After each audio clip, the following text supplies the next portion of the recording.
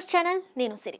అంతర్జాతీయ పెట్టుబడులను భారీగా ఆకర్షించేలా 10 ఏళ్లలో హైదరాబాద్ని గ్లోబల్ సిటీగా తీర్చిదిద్దేందుకు తమ ప్రభుత్వం ప్రణాళికాబద్ధంగా కృషి చేస్తుందని రాష్ట్ర ఐటీ పరిశ్రమల శాఖ మంత్రి దుద్దిళ్ల శ్రీధర్ బాబు అన్నారు.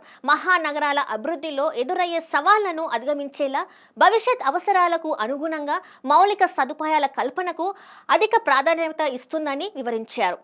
గురువారం ముంబైలో నిర్వహించిన నాస్కామ్ జీసీసీ సమ్మిట్ 2026లో beyond policy design to win the global GCC race అనే అంశంపై మంత్రి ప్రసంగించారు. ఈ సందర్భంగా మంత్రి శ్రీధర్ బాబు మాట్లాడుతూ 2047 నాటికి దేశ జీడీపీలో తెలంగాణ వాటా 10% పెంచాలనే సంకల్పంతో తెలంగాణ రైజింగ్ విజన్ 2047కు శ్రీకారం చుట్టామని తెలిపారు.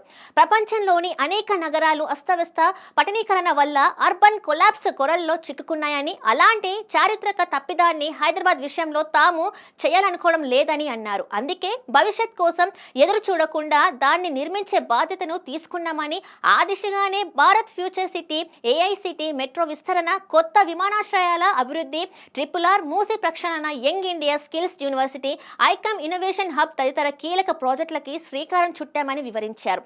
కేవలం టెక్ కంపెనీలే కాకుండా బ్యాంకింగ్, లైఫ్ సైన్సెస్, సెమీ కండక్టర్లు, రక్షణ రంగం, FMCG, స్పేస్ టెక్, ఆతిథ్యం తదితర బహుళ రంగాలకు చెందిన దిగ్గజ సంస్థలు జీసీసీల ఏర్పాటుకి హైదరాబాద్ను తమ మొదటి ప్రాధాన్యంగా ఎంచుకుంటున్నాయని చెప్పారు.